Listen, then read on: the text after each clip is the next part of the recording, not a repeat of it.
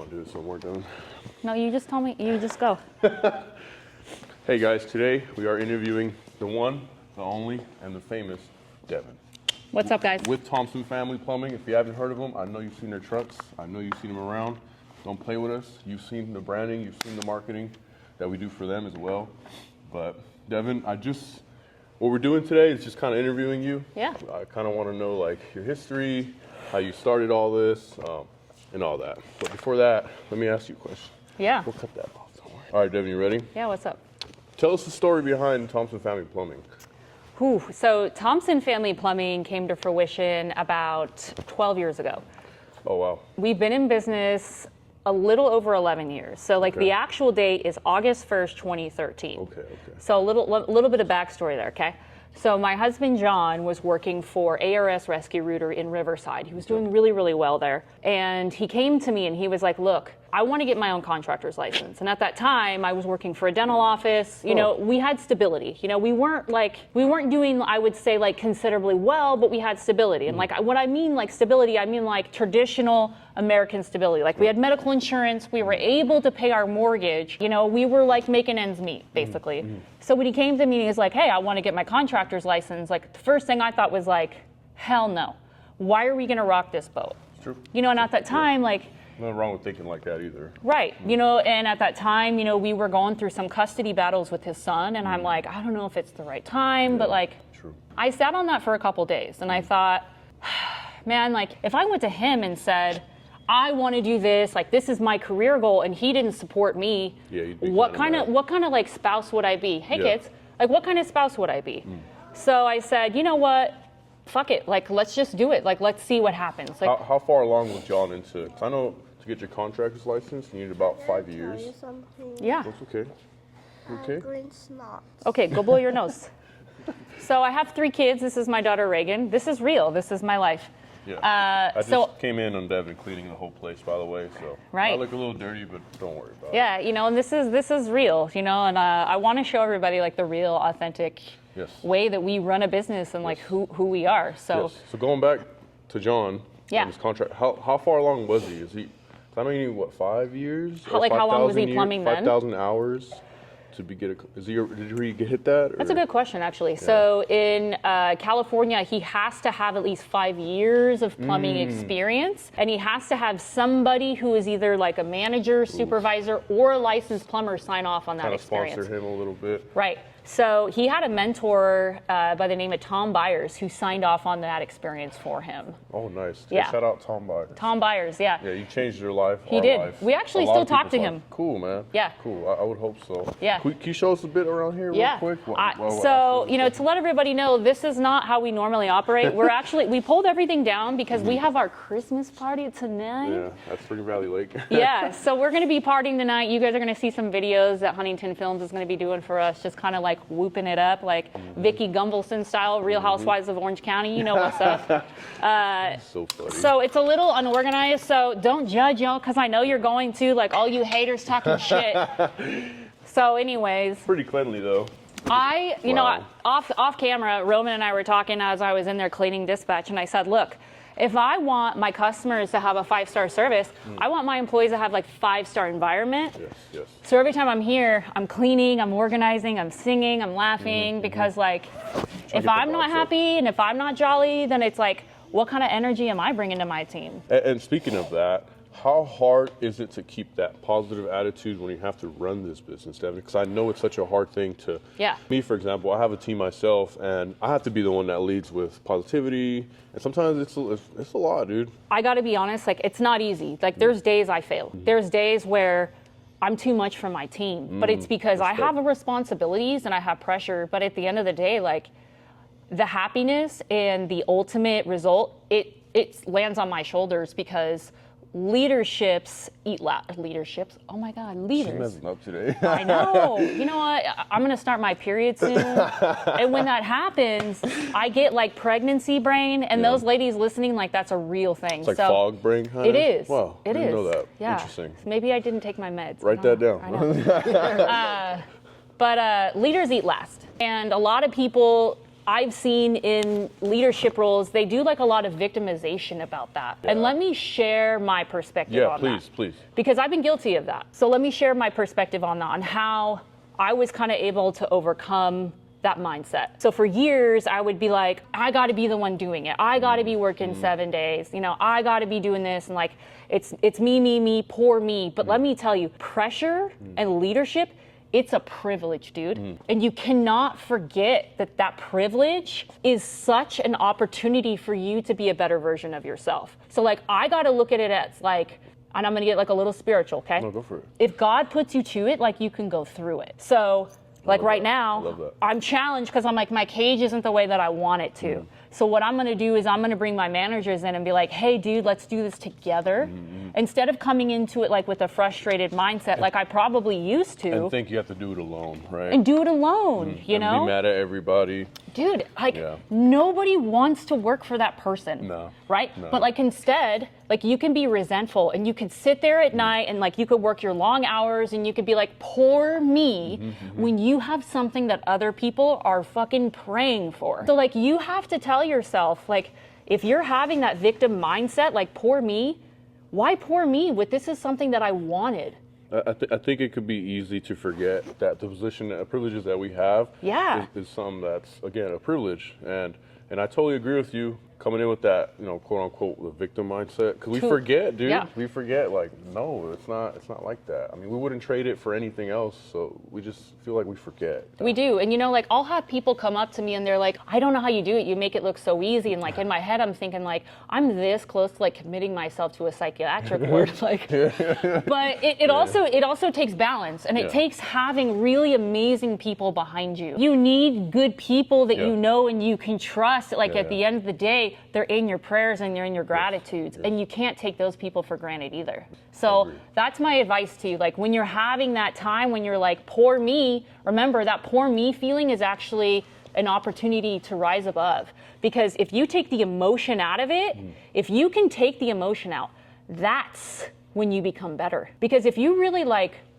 sit and think about like all like the high profile people, like presidents, kings, queens, all these people throughout history, a lot of people that are in professional high profile type of situations struggle with bipolar disorder because you have to hold in so much emotion because you're dealing with really difficult type of things to where you just let that shit out. Kind of like shifting so fast, like So you got to find that balance. All right, I have a couple more questions for you, okay? What sets Thompson Family Plumbing apart from other plumbing companies in the area? And while you're answering that, let's kind of shift maybe to the outside. Yeah. So what sets you different from other plumbings in the area? You know, I would say what sets us apart is our relentless pursuit to make sure that our customers are satisfied. I'm the type of owner where if a customer calls and they're saying like, hey, I'm really not satisfied at the end of the service and I think that, you know, you charge me too much, the first thing I say to my team is like, dude,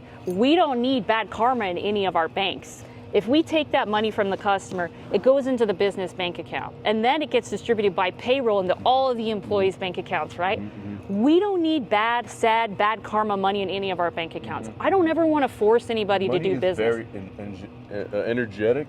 It's extremely energetic, so I know what you're talking about. Yes, you have to have positive energy with any type of monetary transaction, right? Yeah, and true. You may learn that as you're going through business too. If you have a transaction with a customer where, say you do a video and they're not happy and they're like, dude, I want my money back, how are you gonna feel? You're gonna like, I spent all this time, I have my boy Javier here, right? Because I look at it as a business sense too. Yeah. I'm like, I had workman's comp, I had my truck there. I know my truck roll is $680 per dispatch. I know my numbers.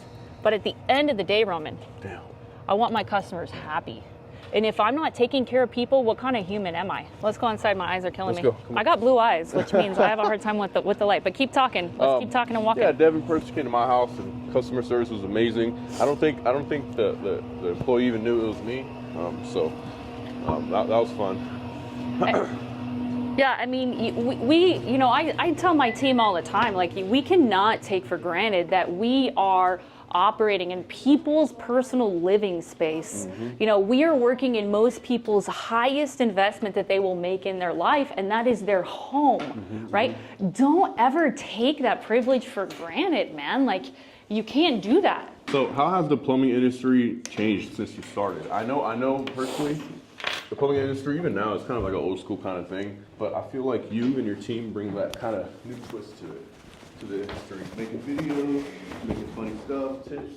How has it changed since you started? I will really say that the biggest thing that I have seen change is marketing. So I think that you hit it right there with videos. So when we had first started about 11 and a half years ago, nobody was doing social media. And that was right around the time that Instagram had just kind of started to become more relevant versus Facebook. So I remember, you know, being a younger person at that time, being on social media, and I was doing a lot of market research. Like, hey, if I'm gonna enter this market, number one, I wanna see what all the other companies are doing. Like, you have to know your competition, number one. Nobody was doing social media, nobody. So social media made it really easy, and at that time, as a new company, it was free. There wasn't like a boost posts at that time, so we were doing a lot of things like Penny Saver, when they used to have the Penny Saver, Craigslist, all of that. And now, marketing has changed so much to where videography is now a really fast, quick, and engaging way to reach your customers. That's one thing I really love, because I did acting and musical theater my entire life as a kid. I didn't know that, really? Can you not? That makes sense. No, that makes a lot of sense. Yeah, I can tell now. I was wondering like how she's so confident in front of the camera and everything. On One Take Drake. Did not know that. I really like now that we see that opportunity to really share who we are before we get there to provide the service, because a lot of the times customers are inviting strangers into the home, and we want our customers to invite friends into their home. So we're kind of giving them like that comfortability of knowing, like, I know these people because I follow them. I like that. I like that. That makes a lot of sense. You know, you want to at least establish some sort of relationship before you let someone in your house. I'm gonna lose these keys and everyone's gonna kill me. You want to put them away? Alex, hold on. I'll be right back. I'm gonna lose these keys. What is the biggest misconception about plumbing? Every plumber comes into your house is ready to just rip you off and take advantage of you. I am so sick and tired of people coming and thinking, hey, you gave me this price, you're just trying to rip me off. I really need people to understand that there's a difference between getting a hamburger at Burger King and getting a hamburger at Morton's Steakhouse. There is a difference on where you are purchasing your product, and there is a difference on where you're purchasing your services. Not every plumbing company has the same costs, just like not every company is gonna give you the same type of service. It's all about experience and value. People have to understand you can get a purse at Walmart, and then you can get a purse at Louis. If you really want high value, you have to pay for the high value service, okay? Especially for your house. Especially for your home. So before getting into plumbing, I did dental. So I did dental 5 years. You went to dental school and all that? I did. So when I was a senior in high school, I did not do cheerleading. My cheer coach was like pissed. He was like, you're gonna regret it. It's your senior year. You're not making these memories. And you know what? I don't regret it, because I went to ROP dental assisting all through my senior year. And when I graduated, I had my dental assisting certificate, and I had a job as a dental assistant at 17 years old. If you weren't in business, if you weren't in plumbing, what would you be doing? If I wasn't doing plumbing, I would be doing dental. Really? I love teeth. I absolutely love teeth. Like I was saying, I used to do dental. I can't tell you why I liked it. Would you start like a dental practice? Or you just go straight to the top? I think it's because now I have such a business sense, and like my mind will like immediately go to like, how can I monetize this and like make some profit off of it? Dentists, get patients. Yes. You should probably still do that. That'd probably be a good idea. You know what's really funny is life brings so many different amazing people in your life, and like you sometimes don't realize why. So I want to tell you about some friends of mine that I met in Havasu. Please. So my youngest daughter Reagan has Williams syndrome, and it's very rare. It's like 1 out of 25,000 births. And we live in Havasu, and there's only about 70,000 people in that entire town. About 4 years ago, I had posted on my story Reagan on her Razor scooter out in the channel, and I tagged like Lake Havasu. And this lady had seen my story, And I had tagged Williams syndrome and Havasu, and she found me and started following me. Her name is Becky. We became friends, and we started talking, and she said, my daughter Talia has Williams syndrome, and I would like to get the girls together. So we finally get together, and she brings her husband, and she's like, this is my husband Alon. I wanted to introduce you to him. I said, well, hi, I'm Devin. As we're talking, I ask him, like, so what do you do for a living? He goes, I'm a dentist. And the person who introduced me to my husband, John, we've been married for 16 years. He's the love of my life right here, John. She's a dentist. What the heck? They were roommates. Yeah, so I have all these dental people that come into my life. So you have people that come into your life and you don't realize why. But you see that there's patterns and there's reasons, and it's actually building you into creating these relationships. And you create these relationships with people because of your childhood past experiences, because you become comfortable with your traumas. True. Yeah. That's true. Yeah. That's why I met him, you know? How do you guys relate with each other, though? I kind of met him through, business for sure. Yeah. Because he has a studio. He owns a recording studio. And kind of just taught him what I would do. And then he's doing fine. He's kind of killing it. So was it like you guys met and you guys just had fluid conversation? No, because I don't really talk to anybody who doesn't have a business. You know, it's kind of hard for me to kind of get to know somebody or want to connect with them if they aren't doing something with their life. You want people on your level, dude. Yes. So he wasn't on my level yet, but now he is. He's getting there. So would you say that you helped him level up?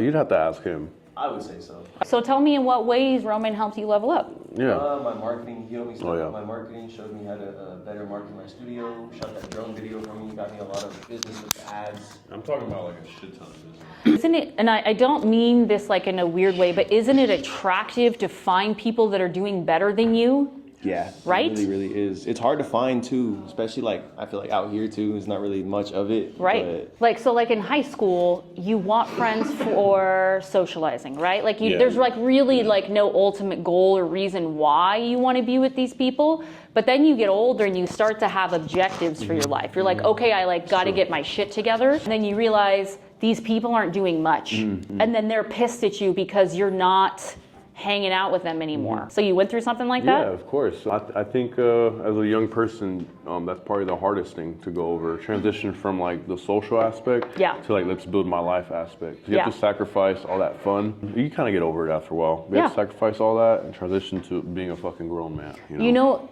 what my husband and I have learned to do over the years is to make work fun. You know, like you really want to build a brand, and if you really want to build a business, you have to be all of it every single second of the day, because service doesn't sleep, your business doesn't sleep, and like your business is only going to be as successful as you want to make it. Because I've learned that. And like, why isn't my business growing? Like, why can't I attract a new talent? Like, why am I not making more revenue? Where's the profit? It was me. I was the problem. How did you realize that? You have to have a long, hard look in the mirror about the things that you are doing negatively that's impacting your life and your business. And it's about having full accountability from start to finish. So what did you do did you just remove yourself more? Did you delegate more? Yeah. So a year ago, I took a 30-day sabbatical. What's that? A sabbatical is when you remove yourself from your business, no contact. I was really having a hard time. I felt like I couldn't catch my breath. I couldn't find my foundation, my strength, and that wasn't like me. During that time, I knew my team would rise to the occasion, and they did.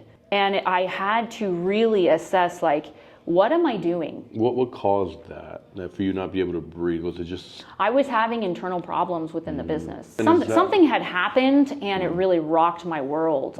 There was some people within the business who I had really trusted.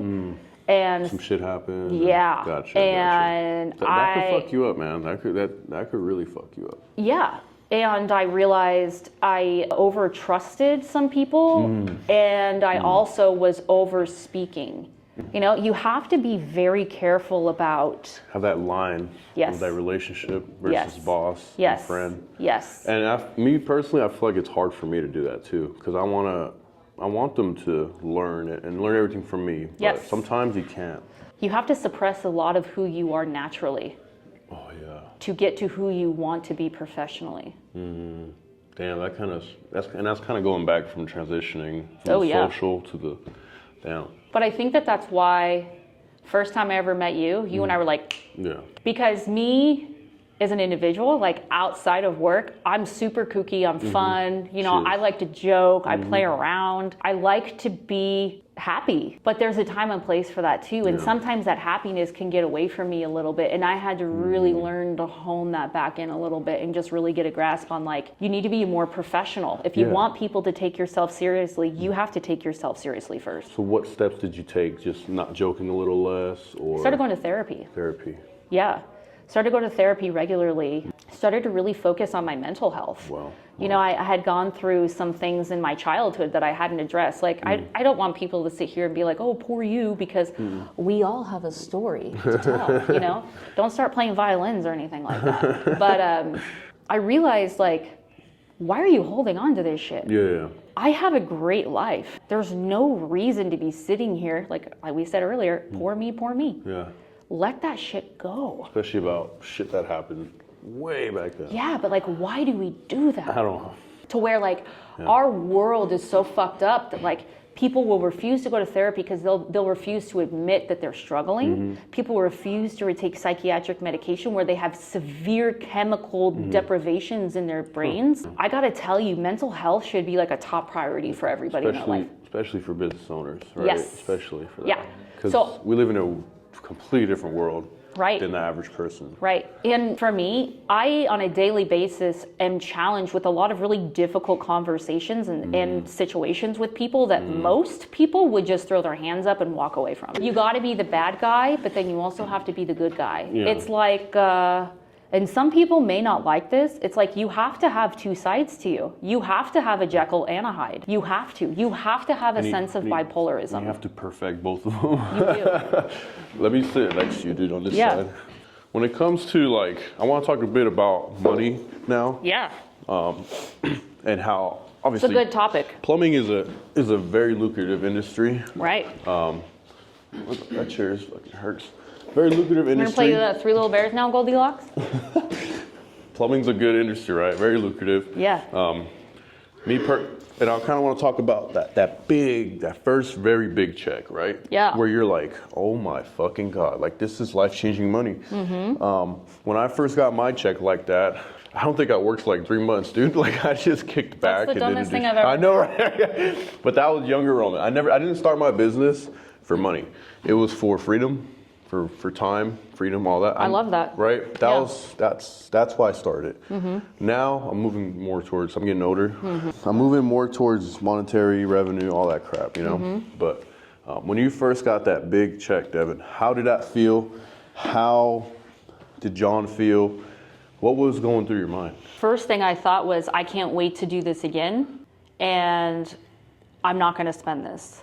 I was raised very poor. I was raised by my single mom. Yep. My mom was a grocery checker at Vaughn's, and she made just enough money to not qualify for food stamps. She didn't even qualify for free lunch. So it was like right on that threshold. So like she was definitely living like paycheck to paycheck. So she taught me to be extremely frugal. And I was very fortunate to have some amazing people that helped her out when I was growing up. And one of those people, his name was Bob Jump. Rest in peace, Bob Jump. I love you. I love you. I love you. Bob Jump, he was like my grandfather.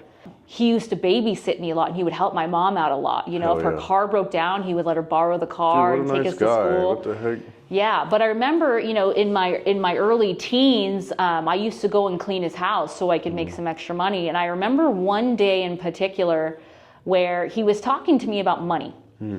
And he taught me about credit cards. Because my mom, she wasn't really savvy with money because she never really had money to really learn how to manage it correctly. I'm not saying That that makes she- sense. You Yeah, know, like that she makes didn't sense. have a large amount of money to manage it. But Yeah.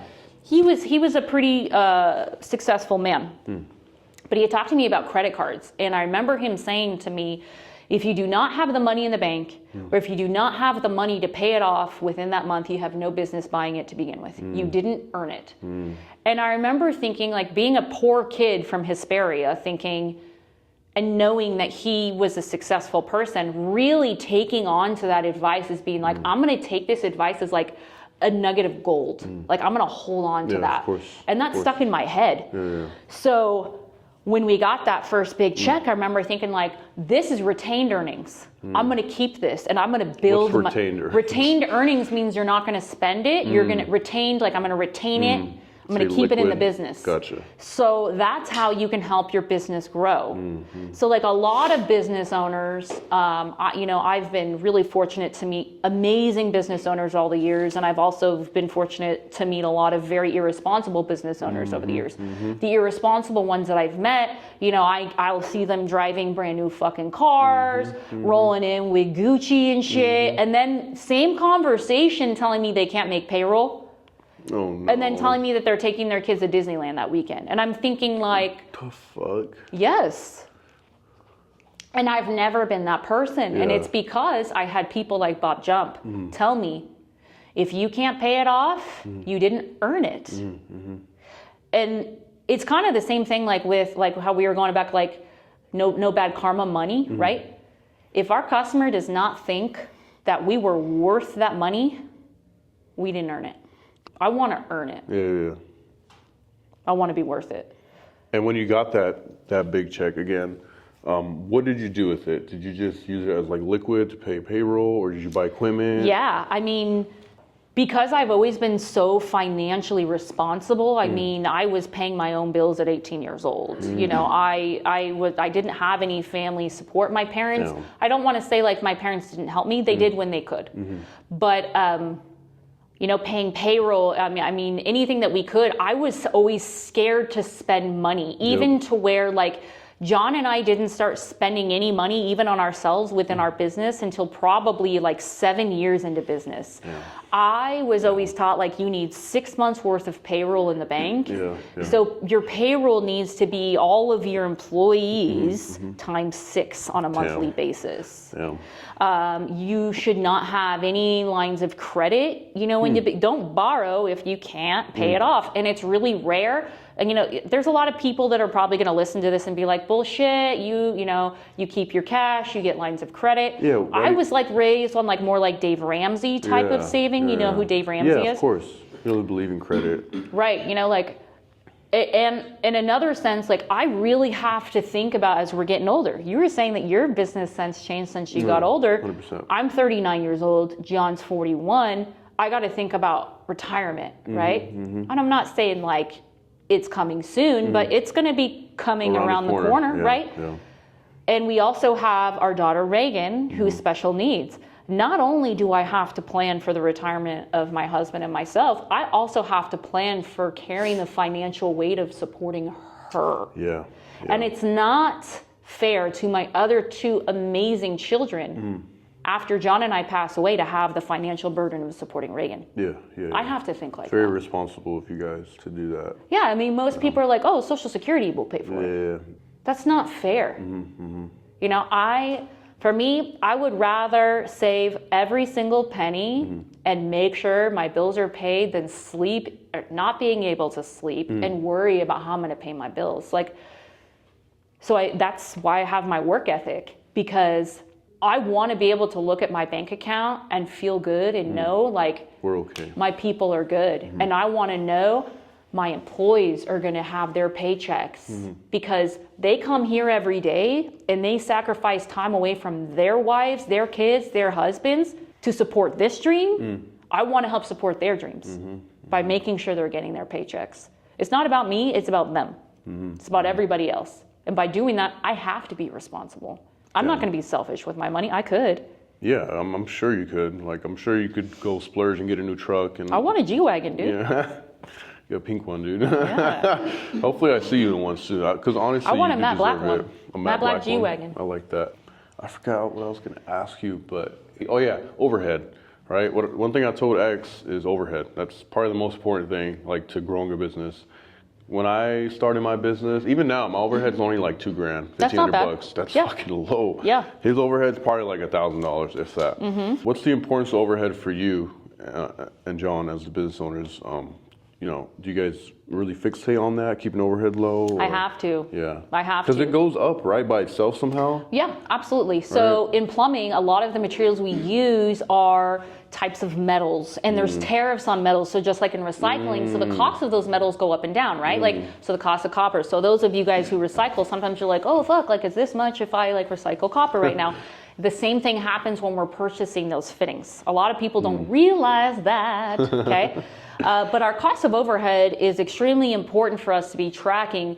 My advice to anybody is always know your numbers and fall in love with your numbers. You should always be tracking all of your expenses. Keep every single receipt that you have and make sure that you're making a profit. Make sure that you are finding the best deal on anything that you have to purchase, from like even like your cell phone provider to your gasoline provider. Like for me, I'll like even price check like business card purchases to people doing our wraps. And it's because in order for us to provide a fair and reasonable price to our customers, I have to be able to provide or to purchase fair and reasonable products. And then when you buy something, it's not just for you, it's for all 12, 13, whatever, 20 Right. of your team members. Right. So you got to find that deal. Right. And it's even like things like medical insurance for my employees, medical, dental, vision. I mean, all of these things. That's pricey. And too, the dude. customers do not understand that that's all included in the price of our service.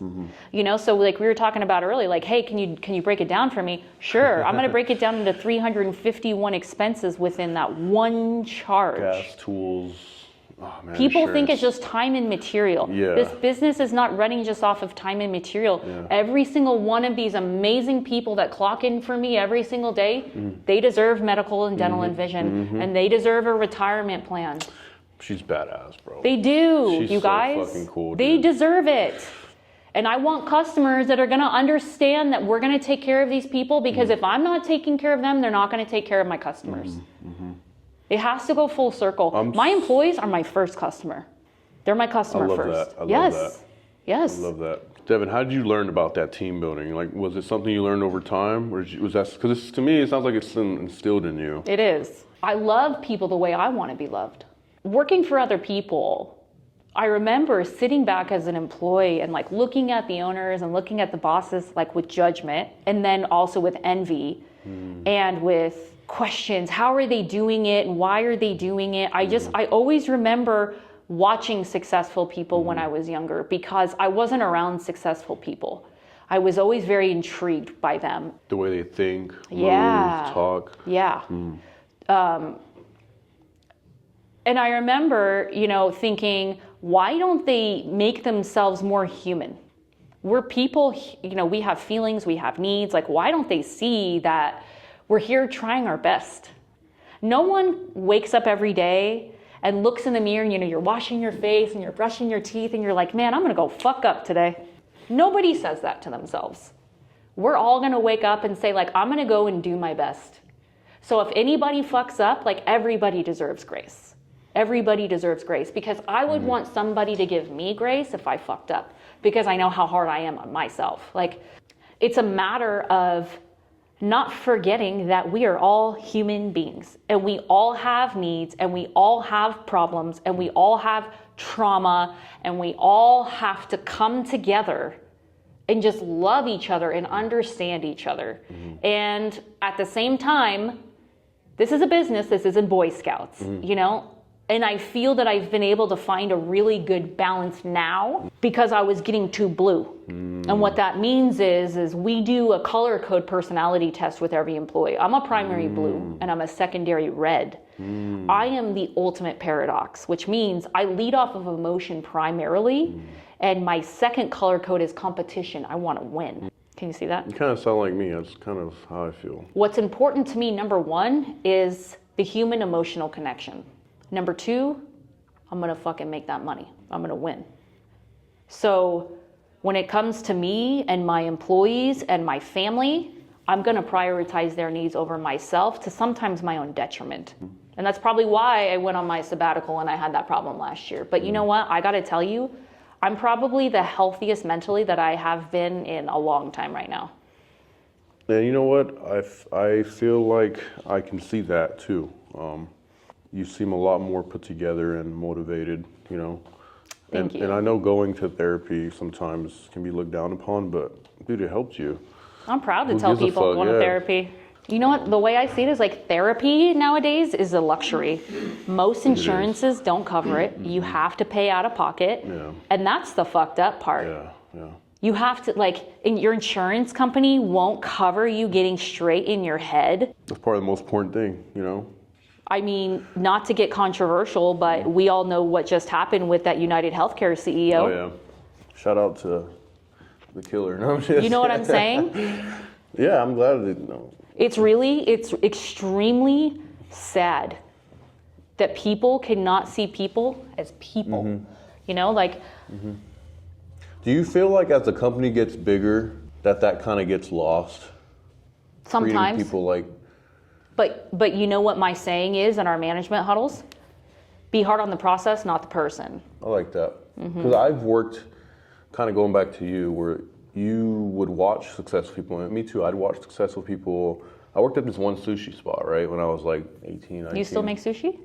I can. I find it if you need Dude. to. That's why you fuck up. I'm gonna make you come to Havasu and make me some sushi. I'm down as hell. Yeah. I used to work at a sushi and, you know, I'm not around business owners either, right? Yeah. That's how you are. Yeah. And that was a business owned. He worked there. I got to see him every day. And I learned a lot from him what not to do. He was very angry, very impatient. Like I said, you very observe. disrespectful. Yes. Yes. Very like he just thought everyone just wanted money. So he would just like he would pay people. He would give people bonuses and tips and everything. But that's not what people want. They want to be treated right first and then money. Well, at least like I do. Yeah. Some people don't care. They'll be treated however they want as long as they get paid. Not me. So I realized because of him, I'm like, how is this guy running a business? How is he so successful? He's not any smarter than He probably was a really good employee 100%. and thought, you know what, since I'm such a good performer, I can turn this into a business. And then he turned it into a business and got really over his head and took it out on the people trying to help him. Yeah. And yeah. he didn't have enough business sense or leadership sense to really sit back and ask himself, is this employee a reward-based employee or a title-based employee? Meaning, do you want the money or do you want the respect and the title? Damn. There's two different types of ways that you can actually make an employee feel happy. Some people just want money. Some people want freedom and respect. Yeah, I want freedom and respect Yep. more than anything. I mean, but then the money's good too. Yeah, well, you better at least give me a little bit. But number one, you gotta feel good. Yeah. Because if you don't feel good, what's up with that bad karma money, right? When I was a manager at this detailing spot, you know, ceramic coatings, all that, and Come do my car too. oh, I could do that. Roll you some sushi Jack and of do all your car. trades. That was the funniest time I ever had at a job ever in my life. When I was the first time I was a manager ever. So I got Did you drink to from see this? the money. No, I didn't drink from it. Okay, good. I got to see all the money. I got to see the employees. I got to see everything. It was like my little mini business. Yeah. Except I wasn't the owner. I was just a manager. That was the happiest I've ever been in my life. And I ran that business like way better than the guy did. That's where you met Matt, no? Yeah, that's where I met Mateo. Yeah. But I think shout out to my boy Edgar. He's the one that gave me that position. And because of him and letting me manage his business, I was able to do mine. Why was that the funnest job for you? I think the freedom, like you said, the freedom and the money was good. And the people. And the people. And I ran that bitch how I wanted, like you do this. The stress was amazing too. I loved having that stress. Like I'm a great manager. I tell people all the time, like I'm like an amazing manager. Like hire me by the way. Amazing manager when it comes to numbers, understanding people, and just being that like cool guy that gets stuff done. Because I understand being human, right? We'll have 5, 10 fucking cars lined up. They need to be done by the end of the day. And I will tell them, hey, don't worry about anything. Like just focus on these. We'll get someone else on this, and it's about the money. Like I would focus on putting that money in my boss's pocket, because, he has expenses and everything. And he was cool, bro. Like I love the guy. Well, it's good that you see that. Like a lot of people think like, oh, like the company's pocketing all of it, and I'm like, dude, you don't see the P&Ls. The profit You loss. don't see everything coming out. And I don't want to know all that. Like you as an owner, like, because the reason I started Huntington was not because I had that business owner mindset or I wanted to become an entrepreneur. Some of it was like that, But the reality is I kind of got forced into becoming an owner because I always wanted to be an employee. I always wanted to be a manager. But there's no jobs up here and everyone treats you like shit down there. So I'm like, I'll just do my own thing, you know? You know what? I want to go back to your sushi boss, okay? Yeah. I had a conversation with somebody yesterday and they were like, talking to me about a female owner of a plumbing company. Ironic, right? Oh, she's miserable, she's a bitch, she hates me, blah, blah, blah, blah. And I'm like, what makes you say that? Oh, she's just always doing this, she's doing that. And I'm like, why? Well, she's just always angry and she's yelling. And I said, you know what?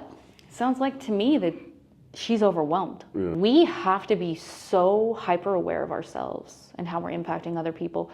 And I tell my husband all the time, well, mostly when we were younger entrepreneurs, learning as we go, learning from our failures and how we were impacting our team was, you cannot go to your employees looking for empathy. That's true. You cannot. Oh, wow.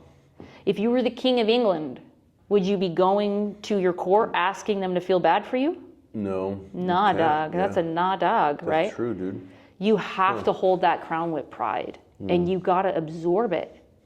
So you got to give him some grace, your sushi guy. Yeah, you gotta, I do. I 100% do. Yeah. So what I'm saying is he took it out on you. Yeah. All of us. And I've been guilty of that, man. Yeah. You know, a couple weeks ago, I got irritated and I started going off on one of my managers and I took a step back and I was like, I'm sorry. Good for you, dude. I even after I apologized on the phone, I called back 20 minutes later. I was like, I just really want to apologize. Again. Yeah. I said, I fucked up. I should not have been that aggressive with you on the phone. Like, that has nothing to do with you, dude. Like, and I said, I've done that with my employees too. Like, I'm sorry about that. Yeah. It's a misunderstanding. I and apologize. they do understand. And right. They honestly, they just want to hear that. But here's the thing. It's different if it comes from the boss. Yeah. So if he had that same conversation with somebody else, and it was the same exact dialogue, tone, everything, they'd be like, fuck it, dude, let's move on. But because it's coming from you or it's coming from me, it affects them very differently. Does it linger on more after apologizing? Because our opinion is like going to carry more weight. It's like magnified almost. Yes. Because we're the successful people. So suppress that emotion, dude. It's hard. Especially as a woman. I wouldn't know, but I feel like as a woman, it'd be like hard to not. I've gotten better at it. Yeah. Yeah. Yeah, I know you have, Devin. I feel like you got that balance pretty good now, you know? Thank you. If I see anything, I'll give you some tips. Like, hey, yeah, and I tell my team, keep me in check. Yeah. I always want honesty. By the way, Devin's employees, I come here and visit once in a while. They love Devin. Like, absolutely. I don't hear anything bad ever coming from. Usually I do. You know, when you go to shop, they're like, oh shit, scatter. But those people, I don't work for them. Don't work for them. Yeah. Like, as soon as I hear their employees don't like them, this and that, I'm like, yeah, I'm just gonna finish this video up and just back up because I care about how I'm treated and my freedom more than money. You know. Yes. I tell my technicians the same thing. I say, look. Our customers, they don't care about the toilet we're putting in. They don't care about the pipe you fix in the wall. You know what they care about? They care about the experience and how you made them feel. It's true. That's all. That's what you need to focus on, the experience. I tell my videographers, I have two now, I'm like, look, no one cares about the video you're shooting. Like, and I always use an example. Like, when I go to Thompson Family, I'm salesy. I'm making her laugh. I'm trying to give everyone an experience. Yeah, and then you come in with good energy. Yeah, except not today. I was a little sick, But yeah, it's not about the shoot. It's about, like, imagine I came in here, okay, what are we doing? Cool. All right, next. Like, bro, you wouldn't hire me, especially Devin, like, because she wants her team hyped up. And I love your team. Like, they love me. We always shake each other's hands. I always honk at them because I see them everywhere, and they recognize me. Yep. So you've built something phenomenal here. Thank and you. I want you to continue. And I want to be part of it in any which way I can, whether it's marketing or even just. We got some good content. We got some good ideas that we're. Yeah, we got to do more. We got to do like more different stuff. I got some good stuff in my back pocket. I'm sure Ant's gonna call you and talk to you about it. So we got some good stuff. Yeah, I have some phenomenal ideas too. I just haven't been able to email them to you.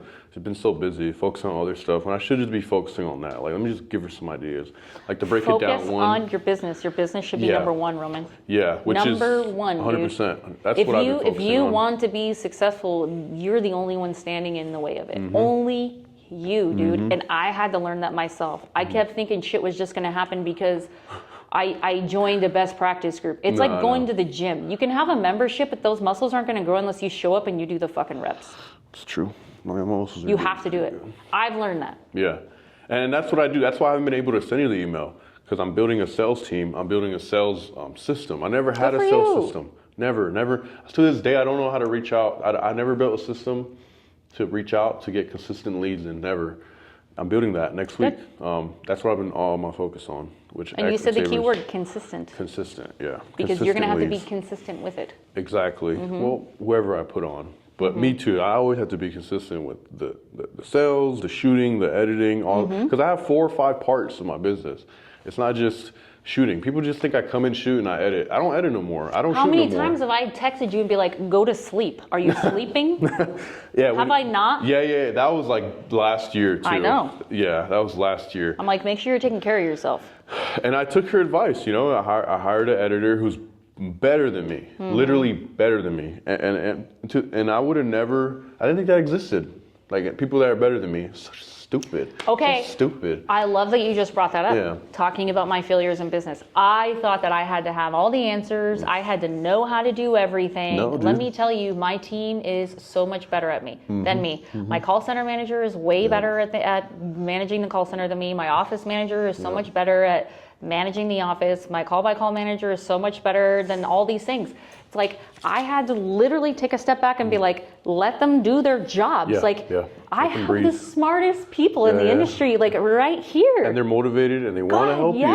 And you're just kind of stepping in the, not saying you did that, but you're kind of. I just have to like be like their accountability coach, and that's it. Yeah. That's kind of how I treat my employees. I let them kind of just do. They're better than me, so I'm not like Ernie. I don't tell them to hurry up. I don't tell them nothing. I have to tell Ernie to hurry up. You can tell him, that's fine. But I'm going to tell him to hurry up tonight when he's filming the party. Please, dude, troll him. Fuck with him. Are you kidding? It's my favorite thing to do. I know. And Ernie's so easy to grab because he's just so quiet. I know. And girls love that. They love messing with him, dude. I know. I'm like, hey, are you swiping right on that one? Or? Devin, do you have anything else you'd like to share as far as business, giving people kind of like some sort of advice to this journey, or how to continue their journey? Business is a very personal decision, and it's you versus you. I've been fortunate enough to have my husband alongside of me. We've done this together. It's been really challenging as husband and wife, and I've been so grateful to have him with me. We've grown together, not only as husband and wife, but as entrepreneurs. But if this is something you really want, go for it. You're going to lose friends. You're going to lose family. You may even lose a portion of yourself. But if you want to do it, you can do it. Because if you were a broke-ass little girl from Hesperia that ran around and got stickers in her feet because you didn't like wearing shoes, and you can run 2 different plumbing companies, you can do it too. I made it work. You can make it work. You have something really, really special that you're doing. Thank you, Devin. So I can't wait to see where you land. It's just about time now, you know. Hopefully when I'm your age, which isn't that far off, only a couple of years. Oh, you're making me feel so good. Which is that far off. You're making me feel I'm so as successful as you. I really hope I am. Thank you. Really, really, I pray to God that I am, you know. My industry has potential to make a lot more profit, you know, because you only got to buy the equipment once. But we'll see, man. You know, we're gonna try to get bigger businesses, create systems for them, online, all that crap. You know, we'll figure it out. That's what's up, guys. Devin, thank you so much for your time. Thank you, I appreciate it. Yeah. It was nice to get to know you on a deeper level and just experience Devin as Devin. Yeah, you know? Thank you. Big shout out to Xavier, behind the camera. If you're a business owner and you like to get interviewed, please feel free. Just DM me or leave a comment. We'll figure it out, okay? All right, thank you. Hurry up, bro.